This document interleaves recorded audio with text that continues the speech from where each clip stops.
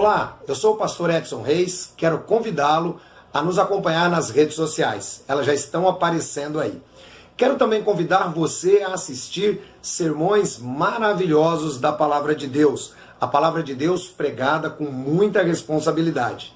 A partir de agora, no nosso canal Pela Bíblia. Vamos deixar para você sempre uma mensagem edificante, onde você vai edificar a sua fé e também compartilhar com outros as maravilhas da Palavra de Deus. Assista conosco agora mais um tema para a edificação da sua vida. Hoje eu quero falar com os irmãos um pouquinho sobre um assunto que tem por objetivo esclarecer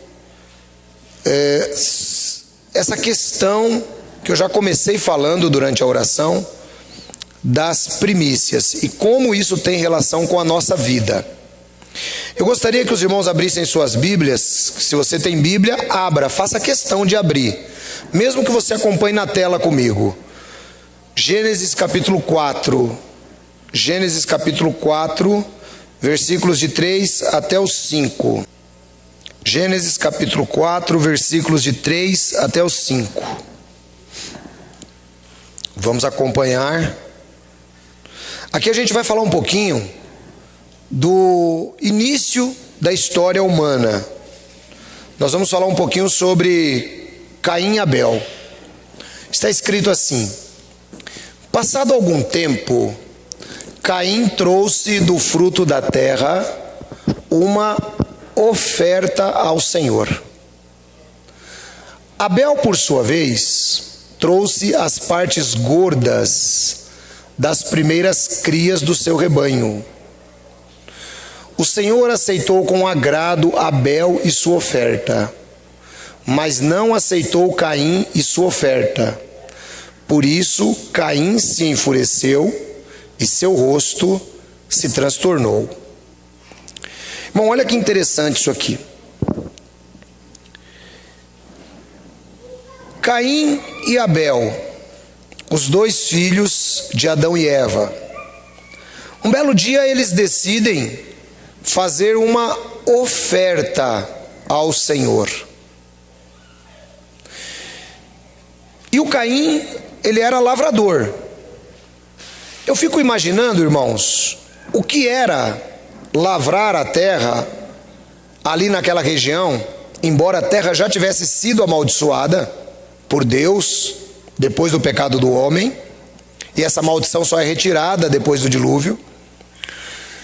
Eu imagino que mesmo assim, ele tinha capacidade de produzir frutos da terra maravilhosos, grandes, diferentes do que nós temos hoje. E Caim pega dos seus primeiros frutos para trazer para Deus. E o Abel, diz a Bíblia, que ele pega na sua oferta as primeiras, trouxe as partes gordas das primeiras crias do seu rebanho. Quando você começa a pesquisar o texto, irmãos, se aprofundando um pouco mais no texto bíblico, você já começa a perceber uma coisa interessante aqui. Já existia a lavoura nessa época, já existia a pecuária nessa época, porque o Abel trouxe as partes gordas da cria, as primeiras. Diz a Bíblia que Deus aceitou a oferta de Abel, mas não aceitou a oferta de Caim. Se eu quisesse distorcer o texto, eu diria que é porque Abel trouxe as primeiras, como alguns o fazem. Sim ou não? Eu poderia pegar o texto e dar uma virada nele, mas não. O apóstolo João vai revelar lá na frente que Deus aceitou o presente de Abel e não o de Caim, porque o coração de Caim era mau. Esse foi o motivo. não foi simplesmente porque Abel trouxe as primeiras coisas, porque Caim também trouxe as primeiras. A condição do coração de Abel dizia tudo. Mas o que eu quero começar trazendo para vocês é o seguinte, que esse conceito de oferecer algo a Deus, ele é tão antigo quanto o próprio ser humano. É tão antigo quanto o próprio ser humano. E isto se dá, irmãos, porque desde o pecado, o homem passa a se sentir em dívida com a divindade. Desde o pecado, o homem passa a se sentir em dívida com a divindade. E como ele se sentia em dívida com a divindade, o que ele fazia para apaziguar a ira da divindade? Ele fazia o seguinte, ele trazia uma oferta para Deus. Eu quero que você pare e pense nisso aqui agora. Por quê? Esse conceito é um conceito tão primitivo quanto o próprio homem, é um conceito que deveria ter um top em Cristo, mas 2000 anos depois, algumas igrejas trazem o mesmo conceito para a igreja cristã, de modo diferenciado. Havia o conceito, existe um top, existe uma parada em Cristo, onde se deveria reverter essa situação, e 2000 anos depois nós percebemos alguns levantando novamente a mesma ideia, com ganância financeira, e sobre isso nós também falaremos daqui a pouco. Abel entregou as suas primícias, Caim também entregou as suas primícias. Então o fato de entregar as primícias apenas não é o que significa que Deus aceitasse ou não. Mas é importante que a gente conheça a definição dessa palavra, até porque nós devemos entender o que tem de aplicação para nós hoje essa questão de primícias. Por que devemos entendê-la, como diz o Antigo Testamento? Vamos abrir nossas Bíblias no livro de Êxodo, capítulo 13. Perceba, agora nós estamos andando na história 2.500 anos, irmãos, de história, desde o Gênesis até Moisés, aproximadamente 2.500 anos depois. 2.500 anos depois, o conceito continua. Dentro desses 2.500 anos, teve um outro homem que também foi adorar a Deus e levou a sua primícia, que se chamava Abraão. Ele pega o seu filho, e diz a Bíblia que ele vai até um monte, e a ideia seria sacrificar Isaque. Então tudo que é de primeiro sempre está relacionado com a adoração de Deus. Êxodo 13:13. Vamos dar uma olhada aí no que está escrito em Êxodo capítulo 13, versículo 13. Vamos perceber que o conceito de Deus lá no começo, descoberto por Caim e Abel, parece que ele vinha já sendo ensinado. Resgate com um cordeiro toda a primeira cria dos jumentos, mas se não quiser resgatá-la, quebre-lhe o pescoço. Resgate também todo o primogênito entre os seus filhos. No futuro, quando seus filhos lhe perguntarem: o que significa isto? Digam-lhes: com mão poderosa o Senhor nos tirou do Egito, da terra da escravidão. Irmão, isso aqui é fantástico. Isso aqui é super importante da gente entender.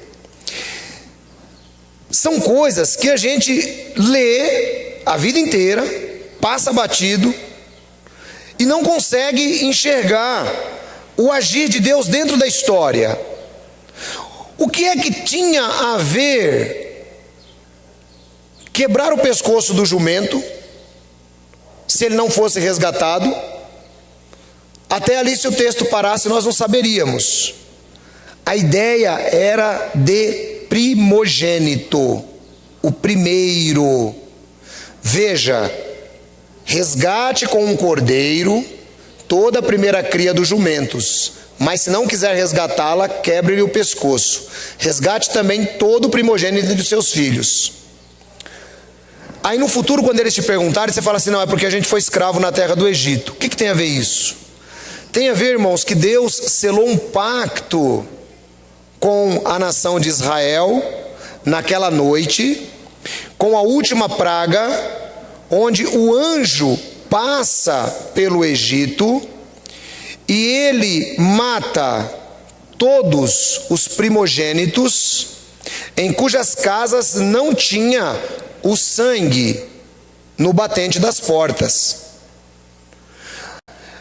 Esse resgate do primogênito, esse resgate das primeiras crias, tudo que era primeiro deveria então ser lembrado. E se o filho falasse: pai, por que você quebrou o pescoço do jumento? Eu quebrei o pescoço do jumento porque eu não cumpri a ordem de lembrar que Deus nos resgatou. Eu não lembrei disso, então eu preciso fazer isso agora. Perceba então como Deus, irmãos, Ele dá importância a algumas coisas que estão perdidas na nossa história hoje. Todo primogênito em Israel deveria ser algo dedicado ao Senhor. Não significa que tinha que sacrificar, nada disso.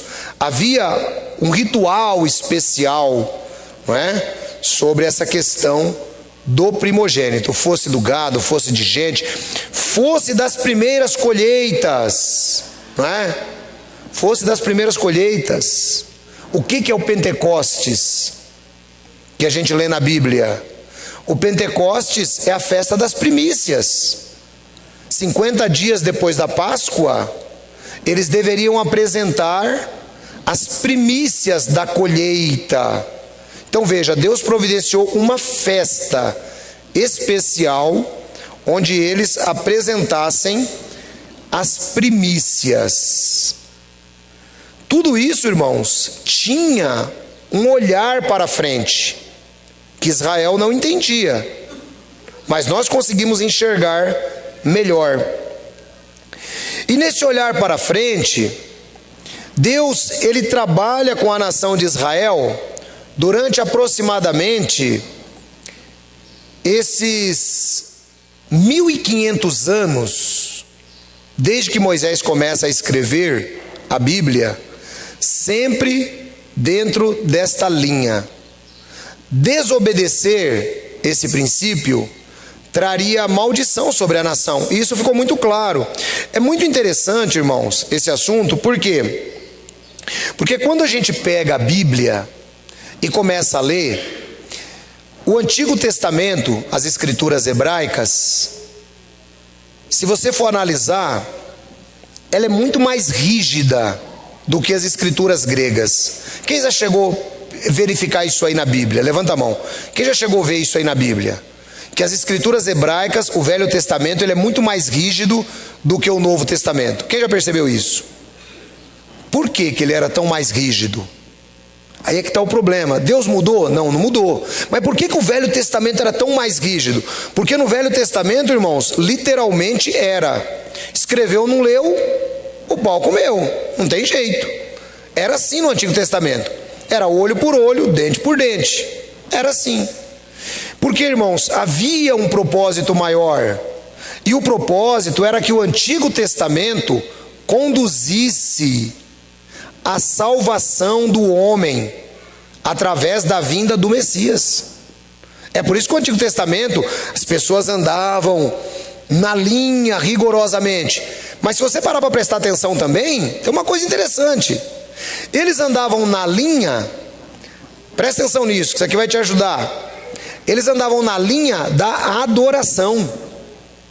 Porque eles eram tão imperfeitos quanto nós, erravam tanto quanto nós. Mas quando se tratava de adoração, Israel tinha que manter a linha. Por quê? Porque se eles se desviassem, eles estavam comprometendo a linhagem do Messias. Então Deus era muito rigoroso. Deus era muito rigoroso. Aí veja só que interessante. Israel, um belo dia, está lá no deserto, e diz a Bíblia que um rei contrata um profeta chamado Balaão para amaldiçoar Israel. Presta atenção nisso. Israel era uma linhagem abençoada, irmãos. Era e é. Deus, o rei contrata Balaão e fala assim: eu preciso que você amaldiçoe esse pessoal aí. Amaldiçoar, naquela época, lançar uma maldição, significava muito dentro da cultura do Oriente Próximo, porque eles temiam as divindades que tinham poder sobre a colheita.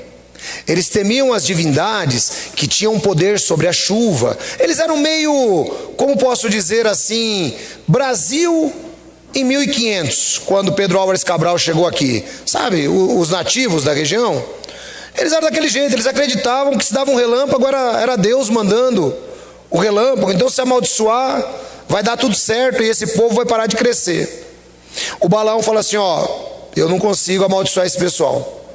Não tem como, porque eles já são abençoados. E aquilo que o Yahvé abençoou, eu não consigo amaldiçoar. Vá um parênteses aqui. Ser abençoado em Cristo Jesus, não tem maldição sobre a sua vida. Amém? Vai esse parênteses. Vamos voltar para o Balaão. Aí, irmãos, o que aconteceu? O Balaão estrategicamente falou assim: isso tem a ver com linhagem, que eu estou citando para você. O Balaão diz assim: não dá para amaldiçoar. Então já sei o que a gente vai fazer. Vamos comprometer a adoração deles. Vamos comprometer a adoração deles. Aí ele: mas como é que eu vou comprometer a adoração desse pessoal? Porque os 10 mandamentos são explícitos. Não terás outros deuses em oposição à minha pessoa. Então é meio difícil de pegar o israelita e fazer ele adorar Baal. É meio complicado para fazer isso. Em sã consciência, um israelita não faria. Então o Balaão tem uma ideia melhor. O Balaão, ele entende que convidar Israel para uma festa, falou em festa, todo mundo gosta. Convidar Israel para uma festa vai fazer toda a diferença. Porque afinal de contas, que mal tem eu ir em uma festa? Não tem problema nenhum. Diz a Bíblia, irmãos, no livro de Números 23, que Israel se associou a Baal de Peor. E nesta associação a Baal de Peor, a Bíblia diz que eles entraram para comer e beber em adoração a Baal. E eles praticaram imoralidade sexual o nível mais extremo que uma nação poderia cometer, que era o nível das orgias sexuais em honra a uma divindade estrangeira, porque as divindades estrangeiras no Antigo Testamento são assim. Todas elas estão ligadas a orgias sexuais. Qual foi o resultado disso? Diz a Bíblia que 23 mil israelitas morreram naquele dia de um flagelo que Deus lançou. Aí, o que é que nós entendemos? Entendemos que Deus, ele não brincava com o comprometimento da linhagem. É interessante a gente entender isso, Porque não se tratava de pecados sexuais normais. Você conseguiu entender isso? Não se tratava disso. Se tratava de pecados sexuais relacionados à adoração, que comprometia a linhagem do descendente. Então veja, irmãos, que isso aqui é muito importante quando a gente começa a entender. Não é que Deus ele era mais rígido. Deus estava preservando aquilo que Paulo vai chamar em Romanos 15, em 1 Coríntios 15, de Cristo as primícias. Deus estava preservando a linhagem, assim como ocorreu em outras ocasiões. De modo que, o que é que nós entendemos? Que o Antigo Testamento, alguns chegam até a definir uma tese, que o Deus do Antigo Testamento é um e o Deus do Novo Testamento é outro. Isto é heresia. O Deus do Antigo Testamento é o mesmo do Novo Testamento. A diferença é que os propósitos são diferentes. Em uma aliança com Israel, Israel deveria olhar para as primícias, oferecer as primícias, sempre, porque Cristo, as primícias, deveria vir. Esse era o propósito. No Novo Testamento, Cristo veio para quê? O Filho do Homem veio para a salvação de todo aquele que estava perdido. O propósito mudou. Quem entendeu essa palavra? O propósito mudou, irmãos. Não é mais a mesma coisa. É por isso que alguns têm tanta dificuldade de entender a Bíblia, porque ele pega o Antigo Testamento e quer ler o Antigo Testamento, quer ler Moisés, como diz Paulo em Coríntios 3, com um véu sobre o rosto, fazendo uma aplicação rígida ao povo que está debaixo da nova aliança. Então, quando a gente fala de primícias no Antigo Testamento, o propósito era único. Era dê o seu melhor, porque Cristo está chegando. Dê o seu melhor, porque Cristo está chegando. Essa era a ideia. Dê o seu melhor, porque Cristo está chegando. Mas ainda falando de primícias, vamos dar uma olhadinha em Ezequiel, capítulo 44, versículo 30. Onde a gente fala um pouquinho ainda dessa visão para Israel. Os irmãos entenderam o propósito de primícias no Antigo Testamento? Sim ou não? Era um olhar para Cristo. Esse é o propósito. Essa é a ideia. É você fazer o melhor dentro da nação de Israel. Até porque, irmãos, presta bem atenção nisso. Presta bem atenção nisso. O descendente prometido teria que vir da linhagem de Judá. A linhagem de Judá, então, era a que melhor tinha que andar na linha. Ezequiel 44, 30. A linhagem de Judá era a que melhor tinha que andar na linha, porque o descendente viria de lá. E não dava para saber. Hoje a gente sabe a história, de onde que o descendente saiu, sabemos tudo isso, porque está tudo escrito. Mas naquela ocasião, você imagina, eles não sabiam o que estava acontecendo.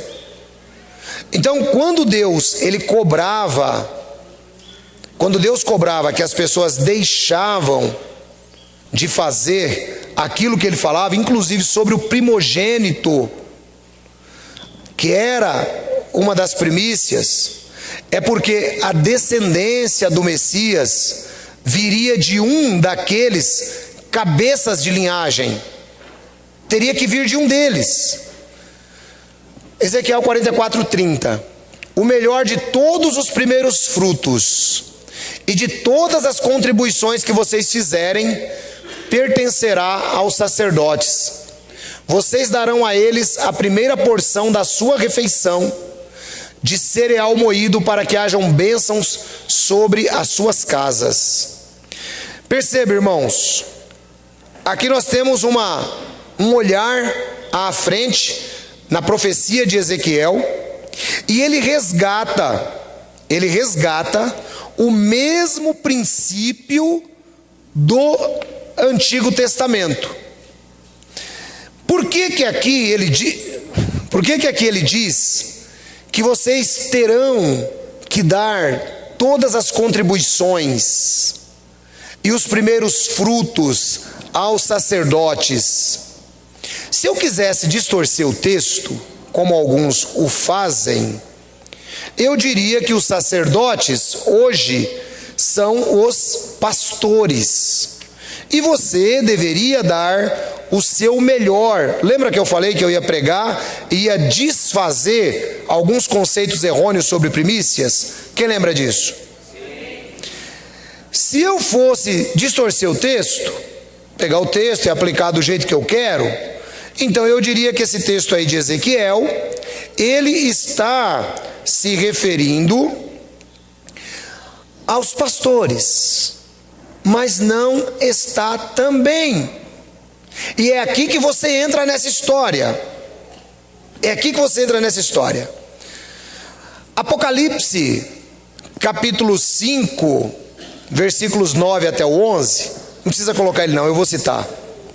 Lá diz que Deus comprou pessoas de toda a nação, tribo, raça e povo, e fez deles reis e sacerdotes. Fale comigo, sacerdote. Quem são esses sacerdotes, irmãos? Somos todos nós. Cada cristão é um sacerdote em Cristo Jesus. Quem sabia disso aí? Levante a mão. Quem aprendeu agora? Levanta a mão. Cada cristão é um sacerdote em Cristo Jesus. De modo que quando ele diz, olha lá, e cantavam um cântico novo, tu és digno de receber o livro e de abrir os seus selos, pois foste morto e com o teu sangue compraste para Deus homens de toda tribo, língua e povo e nação. Tu os constituístes reino de sacerdotes, e eles reinarão sobre a terra. Perceba então, irmãos, que todo aquele que foi comprado pelo sangue de Jesus, ele se torna sacerdote. É por isso que o texto de Ezequiel 44:30, ele não se aplica a trazer contribuições para um homem específico. Quem está entendendo o que eu estou dizendo? Não se aplica. O texto de Ezequiel 44:30 aplicava-se à nação de Israel para o sustento do serviço sacerdotal. Hoje todos nós, conforme diz a Bíblia, fomos qualificados como sacerdotes. Todos nós. E uma vez que isso aconteceu, irmãos, todos nós devemos entender que nós não trazemos mais nada para um homem, mas tudo aquilo que nós trazemos é para o nosso sumo sacerdote, que é o Senhor Jesus. Então qualquer coisa que nós façamos não deve ser feita como que olhando para um homem, deve ser feita como que olhando para Cristo. Por quê? Os sacerdotes, eles também traziam as primícias e traziam as suas ofertas para o grande sumo sacerdote. De modo que cada um de nós, hoje feitos sacerdotes em Cristo Jesus, temos então uma obrigação de continuar trazendo as nossas primícias ao sumo sacerdote, não a um homem, não a um pastor, não a um bispo, não a um apóstolo. Se você olhar qualquer pregação, e a pregação hoje, lamentavelmente, é de que as primícias que se deve trazer é dinheiro, e alguns vão ao cúmulo de dizer o seguinte, que o seu primeiro dia de salário, ele deve ser entregue não é no gasofilácio, não é no envelope, não é em nada. Ele deve ser entregue diretamente na mão do pastor. Quem já ouviu essa heresia sendo pregada por alguma igreja aí? Levanta a mão. Alguns irmãos. Ou seja, pegaram aquilo que apontava para Jesus, e passaram a usar em benefício próprio.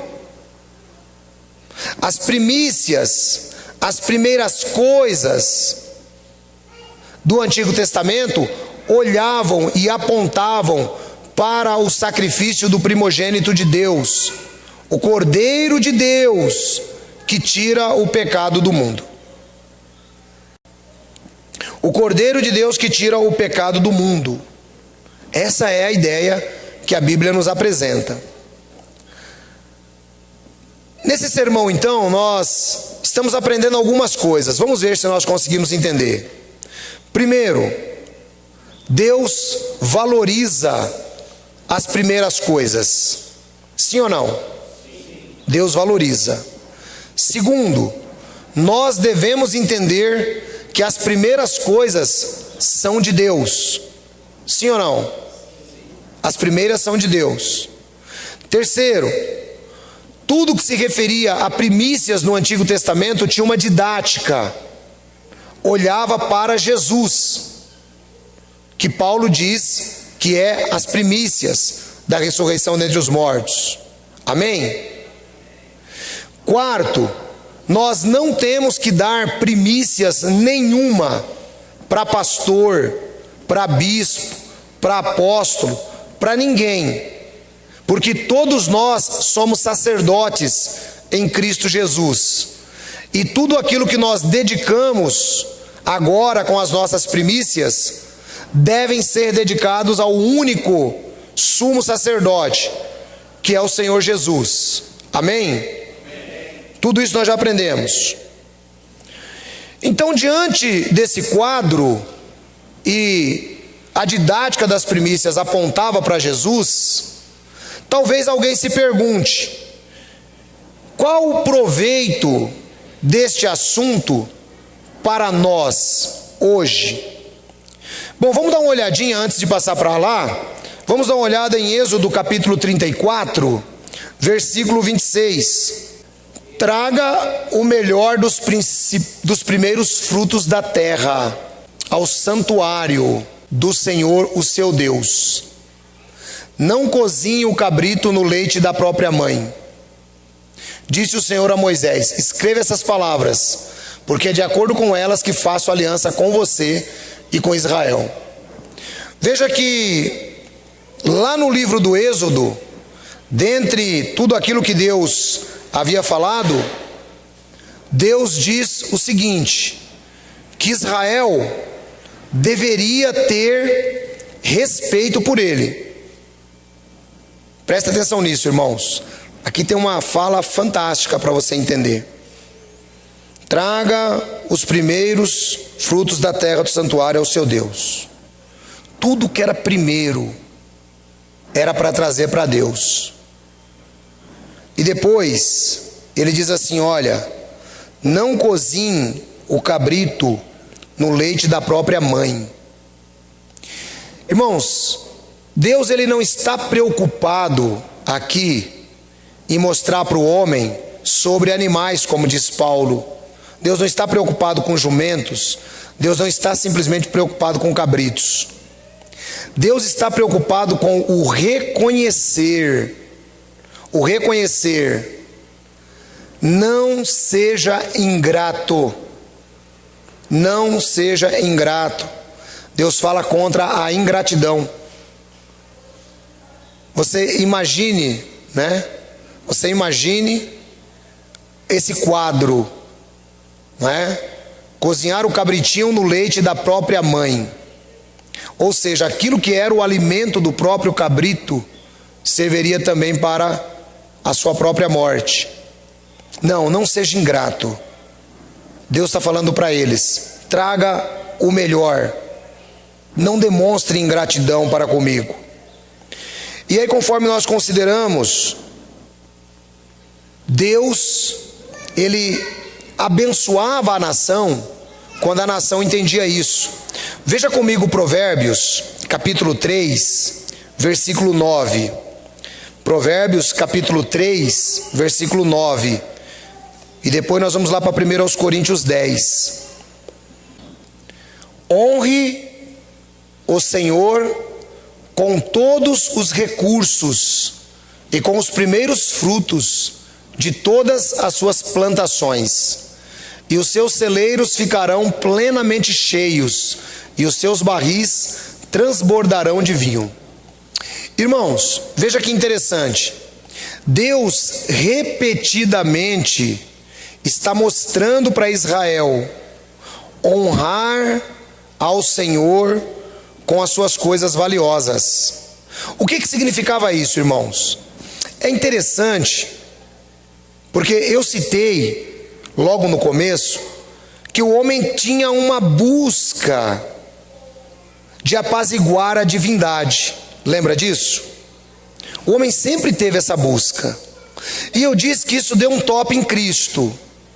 E eu disse que hoje alguns resgataram através desses princípios e tentam extorquir o povo de Deus. Então, vamos voltar nesta linha. Honra ao Senhor com as tuas coisas valiosas. Irmãos, Deus, Ele se agrada em ser honrado com aquilo que nós temos de melhor. Eu vou dar um exemplo para vocês. As seitas, elas pegam esse princípio ao pé da letra. Você já percebeu? Tem 3 seitas, cujas quais... Põe 1 Coríntios 10, varão, por favor.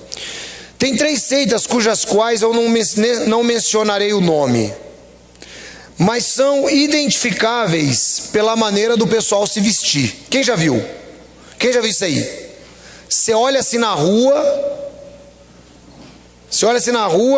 você fala, aquele ali, congregação que está no Brasil. Sim ou não? Porque os caras estão na estica. Parece um desfile de moda. Você bate assim o outro, assim olhando na rua, 2 juntos, você já fala, esse mundo de Jeová. Olha a roupa para você ver. Aí você olha, mais 2 juntos, na estica, camisa branca, calça preta, plaquinha do lado. Você já olha, são mormons. A seita capricha nisso aqui, e eu vou explicar por quê. Aí você olha uns outros também, sempre terno, gravata, tudo bonitinho. Sábado pela manhã, Bíblia na mão. São adventistas. As seitas, irmãos, capricham nisso aí. Porque eles entendem que eles estão honrando a Deus com a melhor roupa deles. Já parou para pensar nisso? Que interessante. Eles entendem que eles estão honrando a Deus com a melhor roupa que eles têm. Agora olha dentro da igreja evangélica para você ver, irmão. Que coisa linda. Aqui ainda é diferente, que eu prego, né? Eu ensino, né? Olha dentro da igreja evangélica para você ver. O cara vai no culto de chinelão. Espero que não tenha nenhum irmão de chinelão aí hoje. Se tiver, irmão, depois não quer mais vir na igreja. O cara vai no culto de chinelão, bermuda. Seguinte, meu, nós estamos na graça, pastor. E a graça é desse jeito. Eu acho que não precisa chegar, né, aos extremos, né? Porque os extremos acabam se alimentando. Mas eu acho que a gente também não precisa ser tão radical, mas ao mesmo tempo não precisa ser tão liberal, não é? Honrar a Deus com as minhas coisas valiosas. Eu não estou dizendo que o irmão tem que vir para cá na estica. Eu uso terno e gravata, irmãos, que eu gosto. Eu me sinto bem assim, sabe? Mas alguém já me viu falando aqui que alguém tem que usar terno e gravata aqui? Isso é problema de cada um, usa quem quer, sabe? Então, o que nós precisamos entender, irmãos, nesse princípio, que agora eu vou para Coríntios 10, é o princípio da adoração. Não precisa ser tão radical, mas também não precisa ser tão relaxado. Quem está entendendo o que eu estou falando? Amém? Ele diz assim: irmãos, eu não quero que vocês ignorem o fato que todos os nossos antepassados estiveram sob a nuvem e todos passaram pelo mar. Em Moisés, todos eles foram batizados na nuvem e no mar. Todos comeram do mesmo alimento espiritual e beberam da mesma bebida espiritual, pois bebiam da rocha espiritual que os acompanhava, e a rocha era Cristo. Contudo, Deus não se agradou da maioria deles. Por isso seus corpos ficaram espalhados no deserto. Essas coisas ocorreram como exemplos para nós, para que não cobicemos coisas más como eles fizeram. E não sejamos idólatras como alguns deles foram, conforme está escrito: o povo se assentou para comer e beber e levantou-se para se entregar à farra. Não pratiquemos imoralidade como alguns deles fizeram, e num só dia morreram 23.000. Não devemos pôr o Senhor à prova como alguns deles fizeram e foram mortos por serpentes. E não se queixem como alguns deles se queixaram e foram mortos pelo anjo destruidor. Essas coisas aconteceram a eles como exemplos e foram escritas como advertências para nós, sobre quem tem chegado o fim dos tempos. Assim que aquele que julga estar firme, cuide-se para que não caia. O apóstolo Paulo, então, irmãos, ele traz aqui a ideia de que nós temos princípios para copiarmos no Antigo Testamento. Antigo Testamento não é lei para os cristãos. Quem entende essa minha palavra, dê um amém. Amém. Não é lei, mas tem princípios que devem ser observados. E é o que Paulo diz aqui. Paulo fala sobre a idolatria, Paulo fala sobre as queixas, Paulo fala sobre resmungo, sobre um monte de coisa. Então, se o Antigo Testamento ele tem princípios básicos para nós, por que nós devemos honrar a Deus hoje com as nossas primícias, visto que eu ensinei para vocês que Cristo é as primícias? Vamos para Mateus capítulo 6. Vamos dar uma olhadinha. Mateus capítulo 6. Vamos pegar o versículo 33 e depois a gente vai voltar um pouquinho no restante do texto. Mateus capítulo 6, versículo 33. Depois a gente vai colocar lá do 25 para frente. Busquem, pois, em primeiro. É isso que está escrito aí também na sua Bíblia? Então diga comigo: primeiro. Busquem, pois, primeiro lugar o reino de Deus e a sua justiça, e todas estas coisas lhe serão acrescentadas. Você percebeu que Jesus, ele traz a ideia de buscar primeiro o reino. Primeiro o reino. As primícias ainda estão nas coisas espirituais. Irmãos, e lamentavelmente, as pessoas do nosso século 21 estão trocando as coisas espirituais. Lamentavelmente. Vamos ver por quê. Versículo 25 em diante, varão, por favor. Aquele texto que Jesus colocou no final, busca primeiro. Existem primícias aí para vocês também. Quem está entendendo a relação disso? Amém? Então ele diz assim, portanto eu lhes digo, não se preocupem com as suas próprias vidas. Irmãos, você ouvir esse sermão de Jesus, imagine que você estivesse lá, naqueles dias. Um povo que não tinha o que comer. eu já preguei que eles tinham que pegar pão emprestado. Pão era moeda de troca. Um povo que não tinha como se vestir tão bem quanto nós. Aí vem Jesus, andando de chinelo de dedo, e fala assim para eles: ó, não se preocupem com as suas próprias vidas. Pensa nisso, irmão. Jesus começa falando para não se preocupar com a própria vida. Aqui Jesus está tentando nos dar uma garantia que a vida está garantida apenas nele. Não adianta, irmãos. Você pode ter o melhor convênio médico, mas a sua saúde não será garantida por ele. Você pode ter o melhor médico lá nos Estados Unidos, que é para onde o pessoal gosta de ir quando o diagnóstico fica mais grave. Você vai gastar dinheiro de avião, você vai gastar dinheiro com hotel, e é capaz que volte em um caixão de lá, porque ele não tem poder sobre a vida. E Jesus trabalha muito essa questão de vida, irmãos. Então não estejam preocupados com as vossas vidas. É mais ou menos assim: ó, fica tranquilo que da sua vida cuido eu. Quem entendeu essa palavra?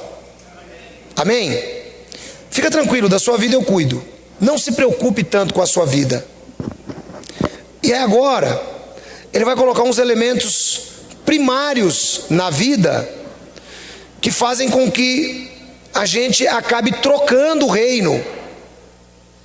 Eu não estou dizendo, irmão, que você não vai ter preocupações. Eu não estou dizendo isso.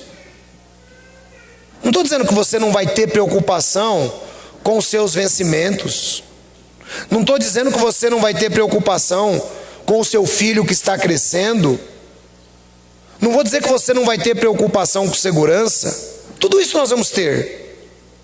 Mas Jesus fala para a gente tomar um cuidado nessa questão aí das primícias. O que é que deveria vir primeiro? Vamos lá. O texto continua: não se preocupem com as suas vidas, quanto ao que comer ou beber, nem com seus próprios corpos, quanto ao que vestirão. Não é a vida mais importante do que a comida e o corpo mais importante do que a roupa? Bom, olha só que trocadilho interessante Jesus faz aqui. Olha, não se preocupem com as suas próprias vidas, e não fiquem preocupados: o que havemos de comer? Ou o que havemos de beber? Ou o que havemos de vestir?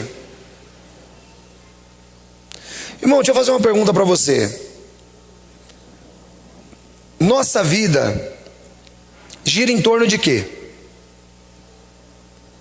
Comer, beber e dormir. Não é assim? Trabalhar. Trabalhar está dentro do propósito aí. Essa é a nossa vida, irmãos. Irmão, você consegue imaginar que Deus ia colocar você na face da terra só para essa vida medíocre que nós temos? Você consegue imaginar isso? Seria muita crueldade da parte de Deus fazer isso, porque tem 6.000 anos que Deus está assistindo essa história. Tem 6.000 anos que Deus está assistindo. Ele vê o cara nascer, crescer, trabalhar, criar filhos ou não criar, morrer. Deus assiste isso, irmão. Esse ciclo na face da terra, ele se repete. Vamos colocar um ticket médio a cada 50 anos. Deus fica olhando isso daí. Você acha que é para isso que Deus colocou você aí? Quem está me acompanhando nesse raciocínio aí? Ontem eu estava em Campinas, e fui pegar um rapaz que estava no mercado, um senhor já. E aí a reclamação dele para um amigo dele é que na casa dele o povo estava comendo muito, que ele não estava mais aguentando de comprar comida. Falou, não estou mais aguentando de comprar comida, cara, não sei onde vai chegar aquilo lá. Ele falando, e eu já prestando atenção, né? O amigo dele falou, mas você está gastando quanto com comida agora? Falou, cara, eu estou gastando 1.500 por mês de comida. Aí sabe, são umas coisas assim, irmãos, que eu ouço e eu começo a pensar. Aí eu fui levar compra lá na casa dele. Aí saiu uma tropa para vir ajudar a pegar as compras, né? Aí eu entendi por que tinha tanta gente, por que estava gastando tanto com comida. Mas eu achei interessante, irmãos, a mediocridade da vida. Sabe, são essas coisas pequenas que vocês não têm tempo de avaliar, que eu fico o tempo inteiro avaliando pela rua. Por isso que eu me denomino filósofo do século 21. Que eu fico o dia inteiro, irmão, analisando as coisas e pensando. Esses dias um irmão brincou comigo e falou assim, rapaz, se a gente tivesse naquele tempo lá junto com Sócrates e Platão, eu acho que você estava lá no meio deles, discutindo. Porque eu me emprego muito, irmão, em ficar observando o ser humano. Eu me emprego muito em ficar observando o ser humano, que era o que os filósofos faziam. E eu fiquei pensando, irmão, na mediocridade da vida. Esse homem, ele vai levar 18 mil reais num ano, só para comer. Essa é uma outra parte que eu também gosto de fazer, que é contas. O cara vai levar 18 mil reais no ano só para comer. E eu pergunto para você, irmão, isso é vida? Isso é vida? E tem crente que ainda não entendeu isso. Tem crente que acha que isso aí é vida.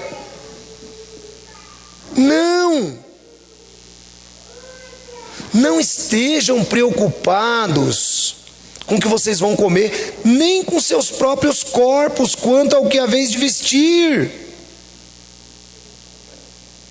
Essas são as nossas preocupações, irmãos. Essas são as nossas preocupações. São as primeiras preocupações. Eu sempre tenho dito isso. A gente troca pessoas por conta do nosso trabalho. A gente troca pessoas por conta da nossa comida. A gente troca pessoas o tempo inteiro. E Jesus diz assim, não, esperem. A vida é mais importante do que a comida. A vida é mais importante do que a comida. Então você tem que olhar, irmão, para a sua vida.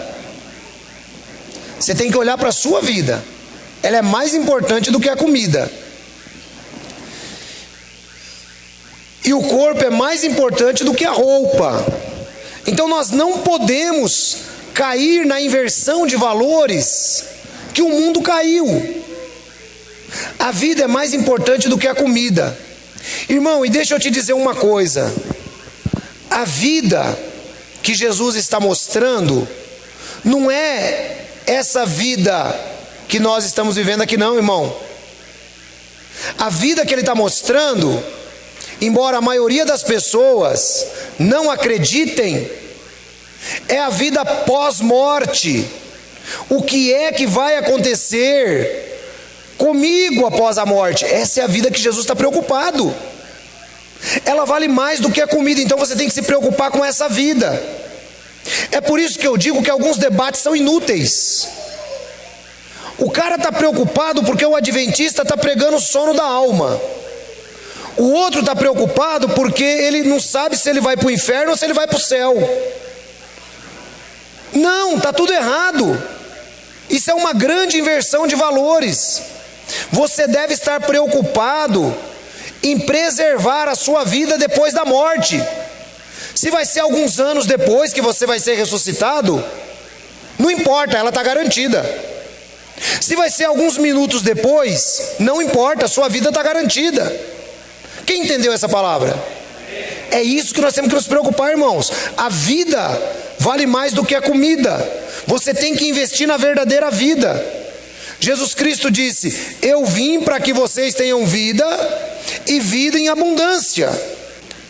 A vida, ela é muito mais valorosa do que aquilo que a gente veste.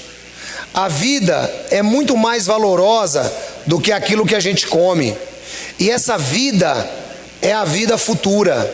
Essa vida aqui, irmãos, que nós estamos vivendo, é uma vida cheia de dores, é uma vida cheia de sofrimento, é uma vida medíocre. É só você parar para analisar, que nem eu analiso a vida, que eu analiso quase igual Salomão. É uma vida medíocre, você entendeu? Eu não me conformo em ter que rodar 10, 12 horas para comer. Eu não me conformo com isso mais. Tem coisa errada nesse negócio. Você não pode se conformar que você trabalha numa empresa, bate cartão o tempo inteiro, só para comer e viver. Não pode. Então você tem que analisar que tem propósito maior. E o propósito maior está na vida, depois que você morrer. Porque Jesus Cristo diz que esse corpo nosso aqui é apenas aquilo que vai ser semeado na terra, para que quando for levantado, aí sim nós vamos ter vida de verdade. Por enquanto, então, irmãos, nós não temos a vida como gostaríamos. Observem as aves do céu. Elas não semeiam, não colhem, não armazenam em celeiros, contudo o Pai Celestial as alimenta. Irmão, isso aqui é outra coisa linda da gente analisar. Porque quando a gente para analisar, a gente troca a nossa espiritualidade pela comida. Obrigado. A gente troca a nossa espiritualidade pela comida. Sim ou não? A gente troca. Comida representa o meu trabalho hoje. A gente troca. Então ele diz assim: dá uma olhada nas aves do céu. Irmãos, quem já parou? Quem de vocês, assim, honestamente, já seguiu esse conselho de Jesus aqui? Quem de vocês, honestamente, já seguiu? Para e fica observando as aves do céu. Quem já fez isso? Você vê que quase ninguém faz, né? Jesus está falando para mim e para você fazer isso. Para e dá uma olhada nas aves dos céus. Aí, ó. É de Deus ou não é? Se estivesse na igreja pentecostal, varão, o couro comia agora, né? O glória a Deus e o aleluia estava até rodopio agora. Passarinho ungido. Pensa que é moleza. Para quem está assistindo aqui não sabe o que aconteceu, acabou de entrar uma ave do céu dentro da igreja e voou por toda a igreja e foi embora. Então, se você não tinha observado a ave do céu, ela acabou de entrar aí. Acabou de entrar e foi embora. Mas, irmão, pare e presta atenção. Dá uma olhada num pardalzinho, irmão, como ele é gordinho, bonitinho. A vida do pardal, irmão, é só andar comendo. Ele come aqui, come ali. Você acha que pardal está preocupado, irmão? Eu acho que pardal é o bicho mais feliz que existe na terra. Primeiro que ninguém quer vender pardal. Ninguém quer caçar pardal. Pardal não se cria dentro de gaiola. E ele faz uma boca livre em qualquer lugar que ele chega. Então Jesus fala assim, ó, dá uma olhada nas aves do céu. Eu tiro por aquele pássaro que vive comigo, que não gosta de ser chamado de pássaro, que se chama Frederico, né? Você olha, o bicho está até redondo, né? Tá lá, come o dia inteiro, tranquilo, não está nem aí, irmão, nem vai chegando para o mundo. 7 horas da manhã, quando o dia clareia, a preocupação dele é vir me acordar quando eu estou querendo dormir um dia como hoje. A preocupação dele é só essa daí, é vir na cama e me dar um beijo, que ele está me acordando, para mim poder fazer carinho na cabeça dele. É só o que ele quer da vida. Mas a gente quer mais. A gente esquece que a nossa primícia é o reino. A gente quer mais. A gente troca o reino pela comida. A gente troca o reino pelo trabalho. A gente troca o reino pelas nossas chateações. Sim ou não? Porque quando o irmão está chateado, a primeira coisa que ele faz é não ir na igreja. Sim ou não? Não é assim? Primeira coisa que o cara faz. Então a gente troca o reino pelas mais variadas coisas. A gente troca, irmãos. E Jesus fala assim: para, tenha calma, observa. Você está entendendo? Não é que você não vai se chatear, não é que você não vai ter problema. Você vai, mas não troca. Quem entendeu essa palavra? Não troca, irmão. Não troque o reino pelas outras coisas. Existe uma questão de primícias ainda. E aí ele diz assim: não tem vocês muito mais valor do que elas? Então, irmão, da próxima vez que você se sentir tentado a trocar coisas espirituais por coisas materiais, toma um fôlego, abre a janela. Eu tenho certeza que o primeiro pássaro que passar vai te ensinar uma lição. Quem entendeu o que eu estou falando? Dá uma olhada naquela flor que você tem lá, irmãos. Jesus fala isso também, vamos lá.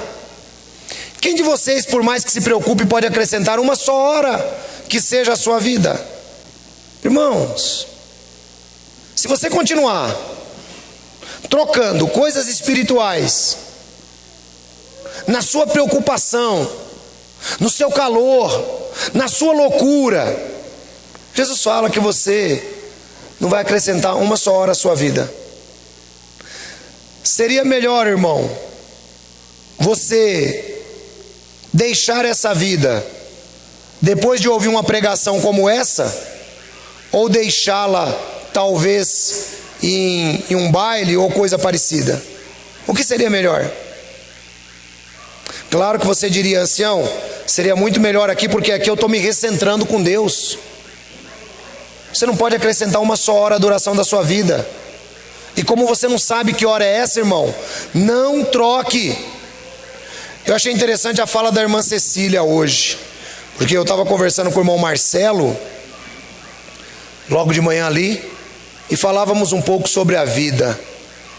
E aí ele comentou que o irmão João tinha travado a coluna. E aí eu me preocupei e falei: vamos orar por ele, né? Mas a irmã Cecília veio com você? Ele falou: não. Eu falei: então a irmã Cecília não vem? O Marcelo falou: não. Eu falei: então vamos orar por eles. Bom, passou um pouquinho ali, ó, irmã Cecília apareceu, o irmão João com a coluna travada ainda. Aí eu falei: ô irmão, vamos orar pelo irmão João. Pensei que vocês não vinham. Sabe qual foi a resposta dela para mim? Eu vou ficar em casa fazendo o quê, irmão? Quem entendeu isso aí que eu estou falando? Eu vou ficar em casa fazendo o quê? Então, irmãos, isso é não trocar coisas espirituais. Tem algumas trocas que nós achamos que são justas. Sim ou não? Essa era uma troca justa. Afinal de contas, o irmão está com a coluna travada, como que ele vai dirigir? Não é? Mas a irmã não trocou. É isso que eu estou tentando mostrar para vocês. Posso ouvir um amém da igreja? Não troque coisas espirituais. Não troque coisas espirituais. Por que vocês se preocupam com roupas? Por que vocês se preocupam com roupas? Vejam como crescem os lírios do campo. Eles não trabalham, não tecem. Contudo, eu lhes digo que nem Salomão, em todo o seu esplendor, vestiu-se como um deles. Se Deus veste assim a erva do campo, que hoje existe, e amanhã é lançada ao fogo, não vestirá muito mais a vocês, homens de pequena fé? Portanto, não se preocupem dizendo o que vamos comer, ou o que vamos beber, ou o que vamos vestir, pois os pagãos é que correm atrás dessas coisas. Os pagãos, os que não têm espiritualidade, são os que trocam. Esses são os pagãos. Mas o vosso Pai Celestial sabe que vocês precisam dela. É aqui que ele entra com as primícias. Busquem em primeiro lugar o reino de Deus e a sua justiça, e todas essas coisas lhes serão acrescentadas. Então, irmão, veja só que coisa interessante. Veja só que coisa interessante. Jesus, ele mostra que a vida que nós devemos nos preocupar é a vida futura. Segundo lugar, ele mostra que você não deve trocar a sua vida espiritual pelas coisas materiais, nem pelo que você vai comer, nem pela sua roupa, por nada, nem pelo que você vai vestir. Irmãos, a nossa correria é uma correria muitas vezes para alcançar o vento. Quantas pessoas estão no auge da vida? Essa semana agora morreu uma apresentadora com 34 anos, uma apresentadora de televisão que agora estava fazendo muito sucesso na internet. Vi aqui a notícia. 34 anos, irmão, no auge da vida, uma moça linda. Deu um câncer nela, ela morreu. Então eu pergunto para você que está me assistindo hoje pela internet, você que está aqui sentado hoje, eu pergunto para você: vale a pena trocar a sua vida espiritual pela sua comida? Vale a pena trocar pela sua roupa? Vale a pena trocar pela sua dor de cabeça? Vale a pena, irmão? Jesus diz: busque primeiro o reino. A ideia das primícias está no Novo Testamento. Ela continua. Ela só não está como charlatões da fé desejam usá-la. Só isso. As primícias continuam. Deus, ele se agrada. E para finalizar, eu quero que você abra sua Bíblia em 1 Coríntios 16.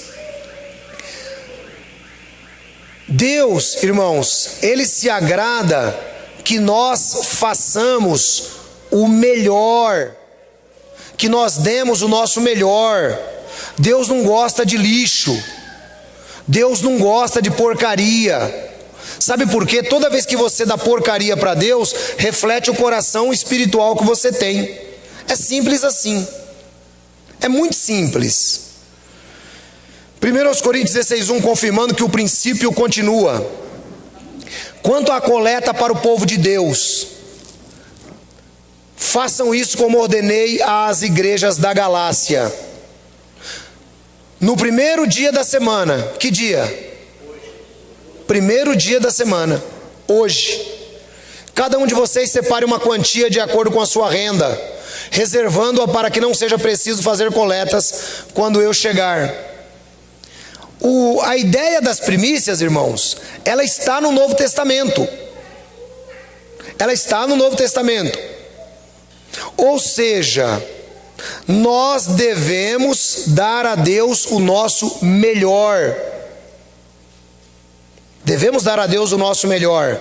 Assim como Israel tinha o sábado para a adoração de Deus, o primeiro dia da semana, que é o domingo, é um dia que nós dedicamos à adoração também. Isso não tem nada a ver com Mitra, não tem nada a ver com Constantino, não tem nada a ver com a história católica. Antes que alguém que está me assistindo diga e comente lá besteira. O que tem a ver é com entendermos as primícias, as primeiras coisas. Irmãos, e nós temos todos os motivos para agradecer. Todos. Se a pessoa entendesse o que eu estou pregando, se você hoje aqui entendeu o que eu estou pregando, você nunca mais vai trocar uma reunião cristã por nada na sua vida. Quem entendeu essa palavra? Você nunca mais vai trocar. Sabe por quê, irmãos? Porque não existe nada mais importante do que você alimentar a sua alma. Não existe. Seu corpo vai se dissolver na terra, mas a sua alma, a sua CPU, quem é você, a pessoa interna do seu coração, esse vai se encontrar com Deus. E de que forma que ela está alimentada? A alma não se alimenta com arroz e feijão. A alma não se alimenta com arroz e feijão. A alma se alimenta com a palavra de Deus. E é por isso que Jesus Cristo disse em Mateus 10, 28: não temam aqueles que matam o corpo, que come arroz e feijão. Temam aquele que na geena pode matar tanto a alma quanto o corpo. Então o ser humano, ele tem um lado espiritual. O mundo está abandonando isto. O mundo está abandonando. Estão desvalorizando os princípios judaico-cristãos, estão desvalorizando a união na igreja, estão desvalorizando tudo, a fim de que as pessoas se tornem cada vez mais isoladas, enfraquecidas e débeis, para não saberem enfrentar as situações que virão. Então não seja mais um desses, irmãos. Não troque a sua vida espiritual por nada. Dia de domingo é dia de nós estarmos aqui oferecendo a Deus o sacrifício de louvor, o fruto dos lábios. O fruto dos lábios é você cantando, é você orando, é você em comunhão com os irmãos. Ofereçam a Deus um fruto de louvor. Essa é a nossa primícia. Irmãos, e nós temos todos os motivos para isso.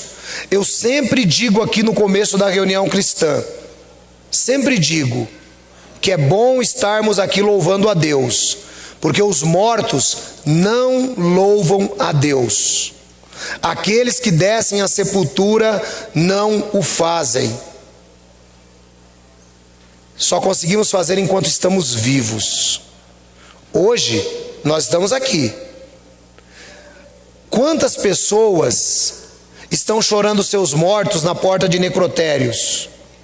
Quantos estão desesperados diante de uma sala de UTI, sem saber que o parente vai sair de lá, por causa de um final de semana? Uma semana terminou literalmente para eles. Para muitos a semana terminou, acabou. Só se resta encontrar com Cristo, irmãos. Nós deveríamos ter todos os motivos para começar a semana, o domingo, louvando a Deus. Posso ouvir um amém da igreja? Dê uma salva de palmas para Jesus, irmão.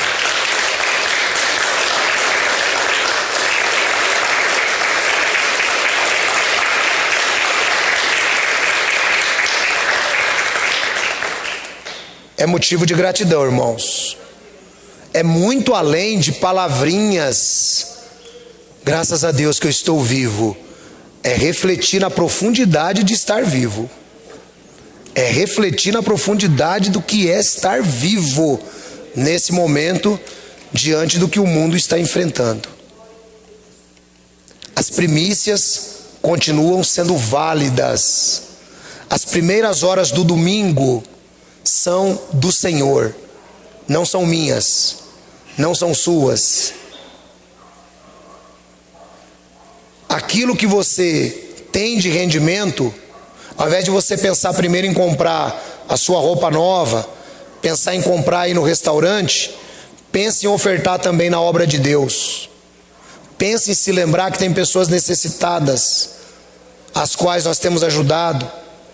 Pense em se lembrar que existe uma estrutura que é mantida por nós, como se aqui fosse um clube, e essa é a grande realidade. Pense em se lembrar em tudo isso, irmãos. E você vai ver como a sua vida, ela vai crescer espiritualmente e materialmente. Porque Deus, Ele não é injusto para se esquecer de cada tijolo que você coloca na obra dele. A obra está sendo construída. E aquilo que você colocar na obra de Deus, você pode ter certeza, vai ser para o seu próprio usufruto. O princípio das primícias, quando honestamente considerado, é válido para os cristãos nos dias de hoje. Deus abençoe a todos vocês.